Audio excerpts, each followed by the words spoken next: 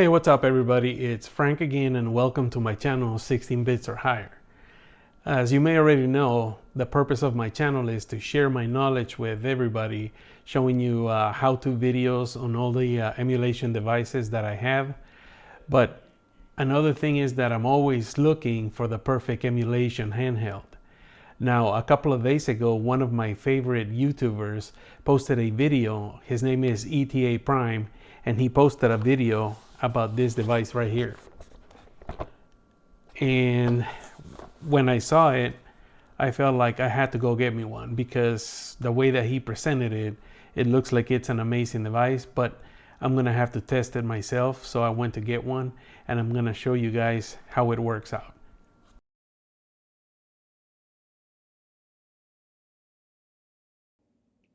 So here we have the box of the device. Now this is a Motorola Moto G 64GB 2025 edition.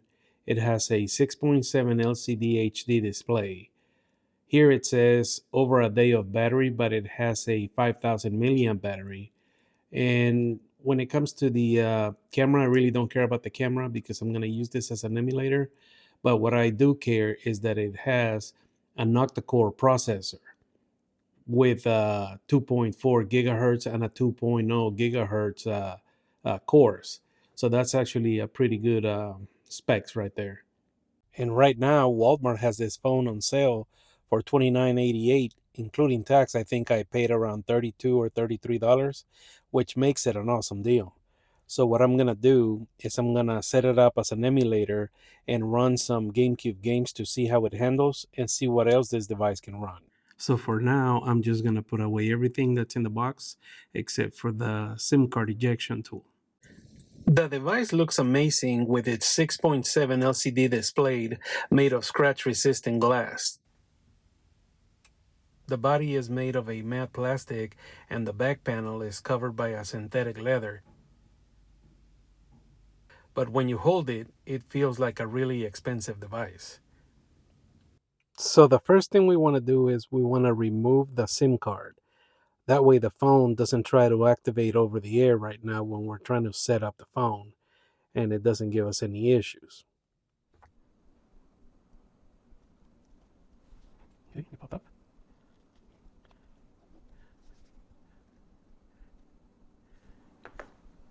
And the SIM card sits on top, and it's nice that it also has a slot for a micro SD card if you want to add additional memory. But for now, I'm going to leave it at 64. And let's remove this, and hopefully it doesn't ask for the SIM card when we boot it up.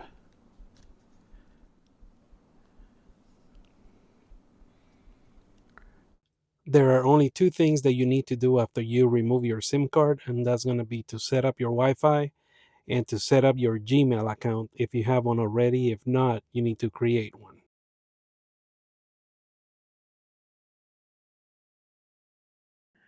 Now, I know that I'm focusing on the price of the phone, which is really inexpensive, and I know that it's a price that really can't be beat.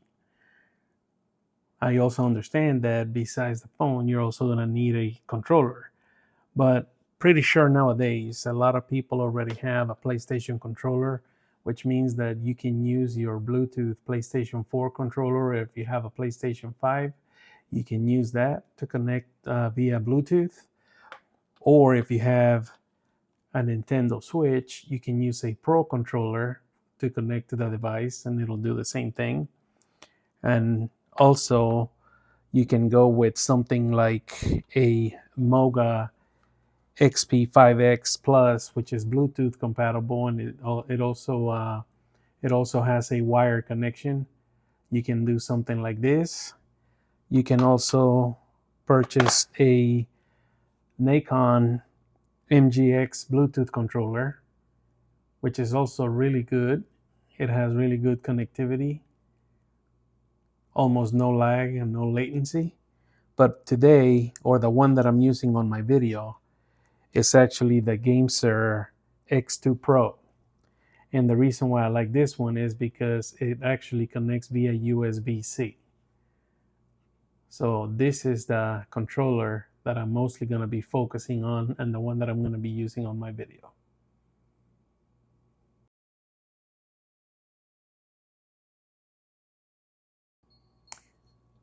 Now this game right here caught my attention because with this game, this is the ported version of the Twilight Princess, Legend of Zelda Twilight Princess. And the reason why it caught my attention is because it runs so smooth. This game is called DuskLight, and as you can see, it almost has no glitches. It runs perfectly well.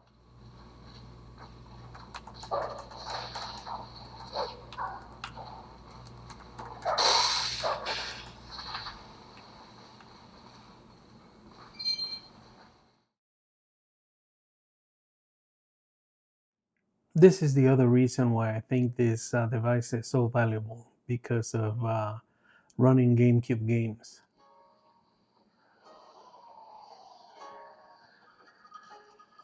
Look at how that looks.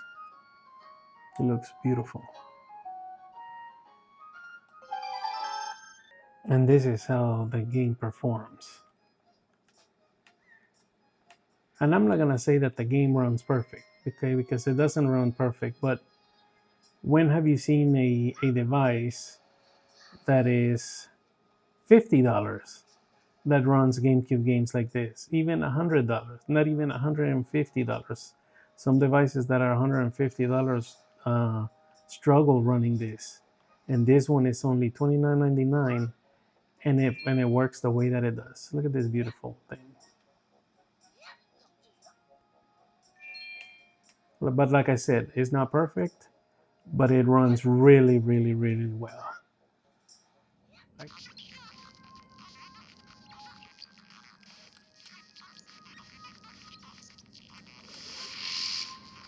Now, the first time that I ran Metroid Prime, it ran awful.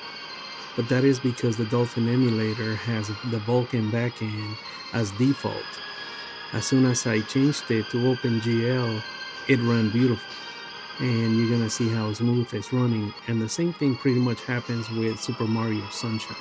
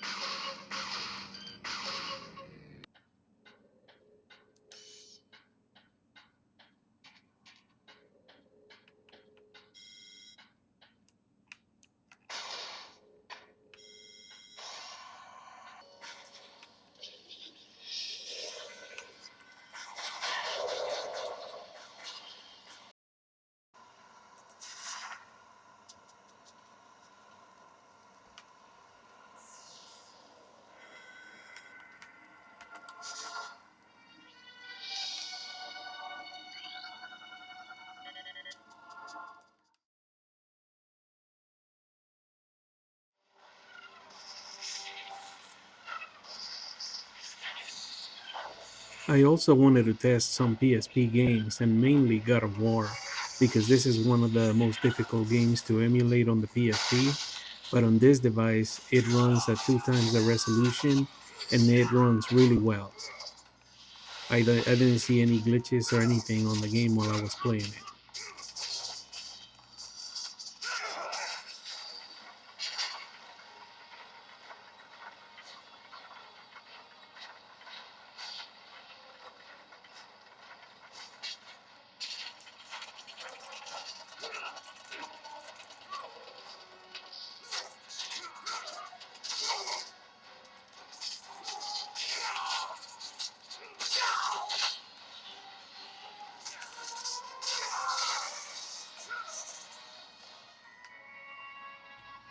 E7 is one of my favorite RPG games on the PSP, and it has some beautiful graphics. It just looks amazing on the HD display of this Moto G.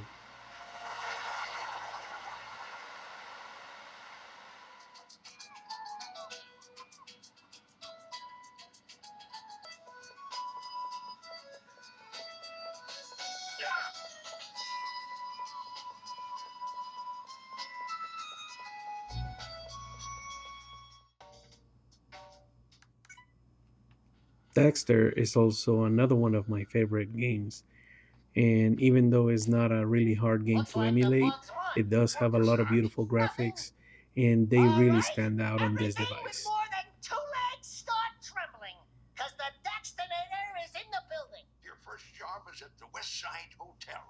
Find the concierge, and he will show you the ropes.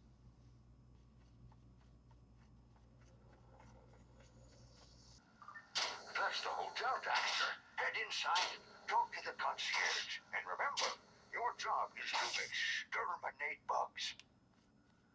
Whoa, get a load of this place.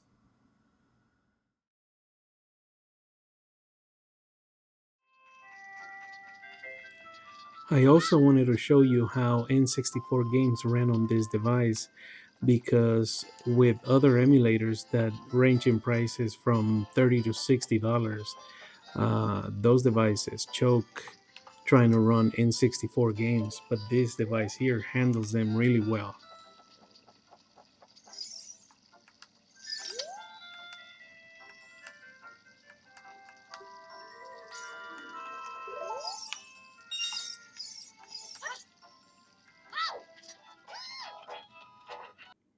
Conker's Bad Fur Day is one of the toughest games to run on the Nintendo 64, but this device runs it really good. The graphics are smooth and I haven't seen any slowdowns or any glitches yet.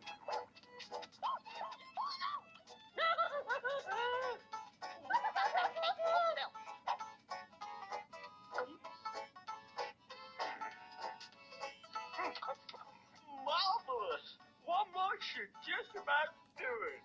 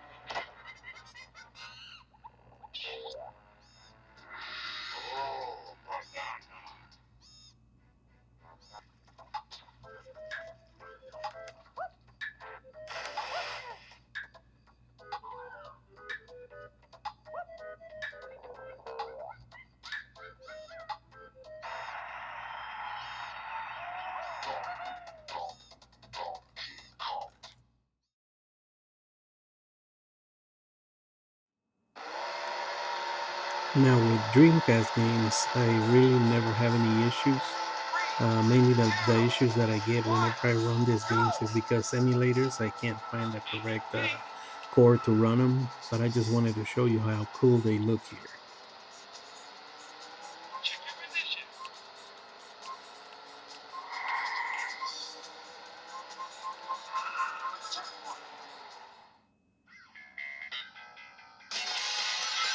Attention all units. Suspect seen heading south. Block all major roads and capture the suspect.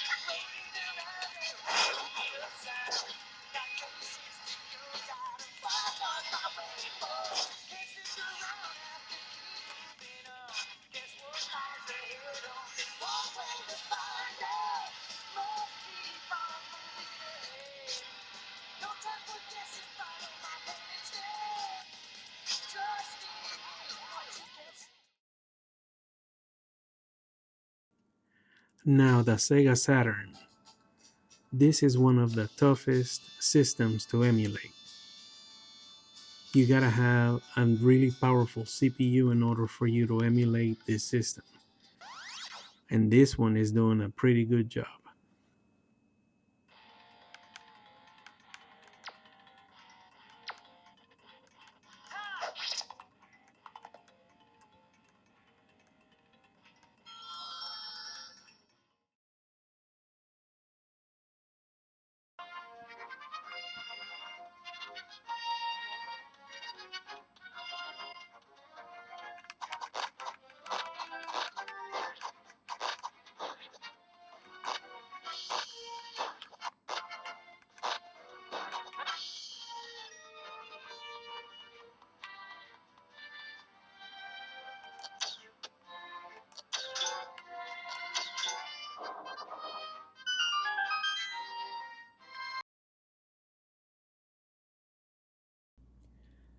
So after spending some time with the Moto G 2025, I can say that the device definitely exceeded my expectations, but with some limitations.